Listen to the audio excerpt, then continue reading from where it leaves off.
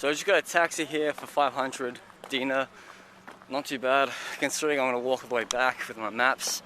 Yes. I'm now outside the House of Flowers, the mausoleum of Joseph Boro, I don't know how you say his middle name, Tito.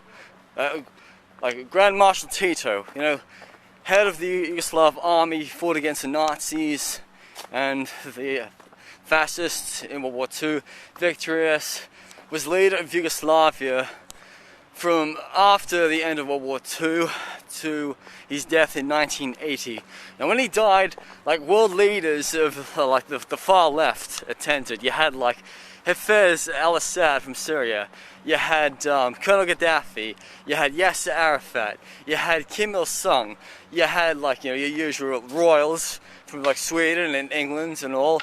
You had like Indira Gandhi, you had who else could have been Anwar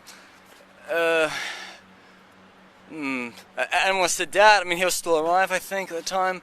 Yeah, and you just had so many world leaders came to Belgrade to farewell this one man. And he's buried right in that building right there, called the House of Flowers. So I'm going to go inside and have a look around. I'm not too sure if I'm going to be allowed to videotape, but that's respectful. And I just want to pay my respects to the great man himself. So the House of Flowers isn't open today as usual. I thought it would have been, but that's probably just the museum. Yeah, like I don't understand like why it would say on Google Maps, right, open Tuesdays, it's not.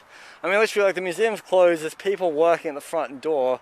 So, I mean, if there are people working today on site, then why is it, like, not open? I mean, you literally think it'd be closed for a day, I mean, fair enough, to clean. Or you could just hire cleaners outside of hours. But it just doesn't make sense that you can have a mausoleum closed, but still put staff. I mean, if you're going to charge people to get in, you're not really making much money. One thing I hate about, like, you know, traveling to a different country is then as soon as you get to the location and, you know, you really want to see some museum, it's not even open. And, like, you know, you've spent your time and money getting there, and you've only got a limited time in the city, and, you know, the museum's closed. I mean, you should learn well that museums are closed on Monday, so when you come to Europe, try not to do your sightseeing on Monday, because majority of museums are going to be shut. And same thing on Sundays as well. But then, you know, you just kind of hate it when people, they don't, like, have websites. Or, I mean, they're listed on Google, and they don't, like, update the hours they're open. I mean, yes, we are in a pandemic. Places have to close. It's reasonable, like, for tourists to try to be shut in this time. But, you know, I'd really like a bit of courtesy just to have a website saying we will be open from 10 to 5 Tuesdays, Wednesdays, Thursdays, Fridays and Saturdays, closed Monday for cleaning. See, it's simple. It's just like many years ago there was a bar in Sydney, like an ice bar, -5, and I go there and the guy's like, oh sorry, we're closed for renovation. I thought, you are $1 million company and you got like websites, but you don't have the balls to tell people on social media that your ice is already closed. So go fuck yourself. I'm gonna go to the ice bar in New Zealand, which I went to, and I got to have a really ice cold drink there because the people in New Zealand are not retards. So I'm closing in on the city centre of Belgrade. I'm gonna swing by my apartment for lunch and use a toilet, because I have not been able to find like public toilets in Belgrade at all. And I mean, like, I could do with a good cup of coffee and some chocolate once I get back. So yeah, it's quite nice. Yeah, and then I'll go to the fortress now after I have my lunch. I got like a loaf of bread left. So right now, just at my apartment, it's 3 o'clock. I better get going into the city centre because it's going to get really dark soon at 4ish, just like yesterday. So I've got to go have a look around the fortress. So it's quite funny for me to see this because I was in Bosnia like 2 years ago, And so I kind of think this was made by the Ottoman Empire, as there's actually like an Ottoman era mosque nearby. So I'm going to have a look around now. One thing I hate about the Balkans is all the cobbled streets. It's just like they always tend to screw up my shoes, so I have to go find new shoes like tomorrow because I'm gonna get a hole in them. Thanks to all these people who just think it's funny to put stones instead of like paved. I mean, look how correct this is. Like, see, this is smooth, this is easy to walk on. This here is bloody painful, especially when you have thin shoes. Right now I am closing in on Belgrade's only mosque. Yeah, so like I hadn't seen any other mosques in the country, but this is a really special one. It was like built by the Ottomans when they came in like after 1520. Yeah, when Serbia fell to the Ottomans. So yeah. Oh, and look, it's over there. You know, even though there's a fucking crying kid being a little dickhead. You know, life is always good when you're a single man. And then we have it. The only mosque I can find in all of Serbia. But this is not only an ordinary mosque, it's the Ottoman era mosque. Man, like you see, looking at it makes you like think you're back in Istanbul. You know, that's all Ottoman era. Wow. I've just gone around the outside of the Ottoman era mosque, but I decided not to go inside because people were getting in for like prayer, and I just thought it would be a little bit disrespectful. I mean, I do like going inside mosques, but definitely not during prayer time. That's really like I need it because I'm not a Muslim myself. I ain't always need to like give them space. So if you're gonna go visit a mosque, make sure you don't get in during prayer time. It's very vital. So even though it's like 4 o'clock right now, sun hasn't really gone down yet. I'm gonna go into the fortress over here. Don't make me want to pronounce it, but I've been here 5 years ago. It was the same fortress, and it was like really nice. Even though like a few people like really pestered me for money, like while I was in the park. So you know, I just told them to go away. Yes. This is the walls of the fortress, and they've even built a basketball court down there, like Serbia's national sport, basketball and football. So this is an interior part of the wall, which you can sneak into, but I don't recommend you come to this part because it's very steep. If I can remember from 5 years ago, there's a park with all these statues down here. Yes. But I really want to get inside that fortress because that's the best place to see the Sava and the Danube meet. Man, this fortress is so old. The sign over there says these stones have been in place since like 441 AD, I tell you that. But man, this is the reason why you come to countries like Belgrade. You want to go visit its fortresses because they're beautiful. And the exciting thing about this fortress is you can see where the Danube and the Sava River meet. Because the Danube starts in Germany, in Bavaria, and it goes all the way out to the Black Sea in Bulgaria.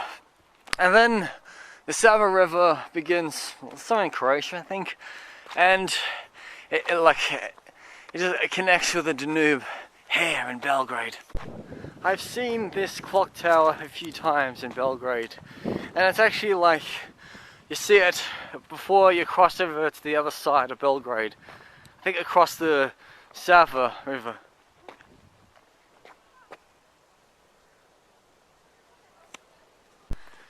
So right in the middle of the fortress, just after entering from the clock tower towards here, you can see the mausoleum of a Ottoman Turk general who is buried here. And this fortress has been a part of Serbian history for centuries, even before the Ottoman Empire era. And you know, as a matter of fact, like Serbia before like the end of World War I actually ended in Belgrade. Like, Belgrade was basically like the most northern point of Serbia until they were given Vojvodina, like after the end of World War I. Well, you can't really go inside, that's typical, but you can see a burial. Yes, much easier to look at it in daylight. On a cold autumn's night in Belgrade, the sun is set, it's darkness over the town, and you can actually see where the Sava along here and the Danube River meet. It's a good viewing point from up here, but I would highly recommend either coming here like earlier in the day, or maybe at least visiting in summer because you get longer daylight hours. But still, it's nice all year round. When I came to Belgrade in 2015, I was not really in a good state of creative mind. Like, I would record random clips of little silly things around Belgrade, Serbia, and Novi Sad, and just like, upload them on YouTube and I hope people would watch them. And then as years went by, I just thought all these little clips were pretty load of crap. And so I thought what I needed to do was go back to these cities and do a proper vlog and like just show people certain sites. And this is another good thing people come to the fortress to see. Alright, so there's a statue of a naked man. His backside is facing the rest of Serbia, and his front side is actually like looking towards Vojvodina, like the north of Belgrade. Because they built this as a sign to basically say, well, hey, stuff you Ottomans, we've liberated Serbia, and so, you know, I'm facing my backside to you. That's what I've heard many times when people say on YouTube, but it's like a victory column. It's like, we won the war against the Ottomans, even though we had to deal with so many hundred years of Ottoman garbage. You see, right up ahead, I see like a little church, the steeple. And I actually thought that thing belonged to part of the fortress, but that was a different thing. Because the clock tower on the fortress and that are two different items. But they're not really like located, like, that's not located in the fortress, I guess. Just getting out of the fortress now. Out of the castle. And just going back down to lower ground. I'm trying to find if there's a Holocaust monument. I'm certain there is one on this side of the river bank, because I tried looking for one last night, but I failed miserably. Yes. So, I'm gonna start looking for it now. But I really, like, want Wi-Fi to happen around here. It's kind of funny when you get Wi-Fi in parks in Serbia. Yes, it's quite hilarious to see that. But, it's very, like, dangerous, like, looking out towards here, 'cause look how steep that is. Look, I mean, you could trip and hurt yourself. Maybe you need to bloody well put a fence around it. You see that flag flying up there? It's kind of like a Serbian president flag, or the Serbian military flag. It's been flying up there for years. It's kind of like the main entrance. I kind of wish I went through it that way, but it doesn't really bother me. Because, as I remember, down this alley, there's a bit of history of Serbia, or the fortress. And God, it is pitch black right now. You don't even get a proper sunset here in winter. It's like it starts getting down at like 3. Yeah. But the bell tower from that church over there has been chiming 5, because it's 5 o'clock. And if you look over here, you can see the bridge I walked across yesterday, twice. And the funny thing was, I walked all the way down there to go find a Holocaust monument, and then we walked all the way back there. So this is one of the side entrance to get into the fortress and the parks. But like behind me is a really cool building. That's the French embassy now, but previously, I'm guessing that would have been a really specific building in Serbian history before the French like overtook it. Yes. So I'm gonna go see and find this Holocaust monument around here, but only if I don't get like hit by a tram. Seriously, there's a tram line's right behind me. I'm about to go on an evening walk in Belgrade to the Cathedral of Saint Sava, a Serbian Orthodox church that has been being built for many years, even since the whole like Yugoslavia days, like think about like Tudor days, Milosevic days, Serbia Montenegro days, yeah. So like last time I was there in 2015, it just wasn't really complete, it wasn't even open. So I think it should be been done by now. Because I know like Charles Cather has been there like many times, and yeah, I think I will probably get in tonight unless it's closed. Because you know, normally like Orthodox churches, they just stay open like, you know, 9 to 9. They don't really like care much about, well, like when they want to be open, when they want to be closed. So I'm just looking up information on my phone. You see, when I came to Serbia like 5 years ago, I was going through a really bad divorce from the Catholic Church. Like, I just stopped considering myself Catholic in November 2013 because I was, you know, I was sleeping with escorts. And then one day I decided I'd just escape the Catholic Church and go to the Armenian Apostolic Church. And even though that angered my mother and all, it helped me, like, you know, feel happy. Because when I see Orthodox churches around the world, I just think they're so beautiful. They have nice domes, good structures, nice priests who are, like, wear really outstanding robes and hats and all that stuff. But then, you know, as an ex-Catholic, you just want to throw up every time you see a cathedral. Like, far out, I spent so many years of my life in that bullshit church. But then again, you know, I'm a Marxist Christian. I mean, like, I still believe in Jesus, but I just don't believe in, like, not abstaining for sex before marriage, or not wanting to get married and have children. So that's my views on religion and all. I'm closing in on this church. I'm eating a delicious white chocolate ice cream in the middle of autumn. I'm like, why not? Because I can.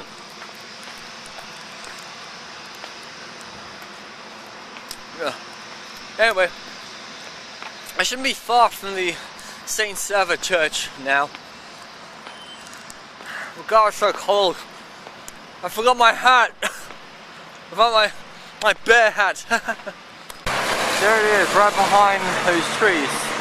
Saint Sava Serbian Orthodox Cathedral. I am hoping it is open tonight, right now. Otherwise, I'm going to be disappointed like 5 years from then, you know. Well, here it is. Saint Sava Serbian Orthodox Cathedral. There is some work going on there, and then at the back. But I mean, that's pretty typical. I'm pretty certain it is open somehow, somewhere. Here's more footage of the outside. Very like square and narrow, like they're built on blocks right there. Square, square, dome, dome. Well, I mean, there's lights I can see from in there, but like literally it's like still getting built and all. You know. Oh look, it's something's flashing up there. It's not like someone's taking photographs.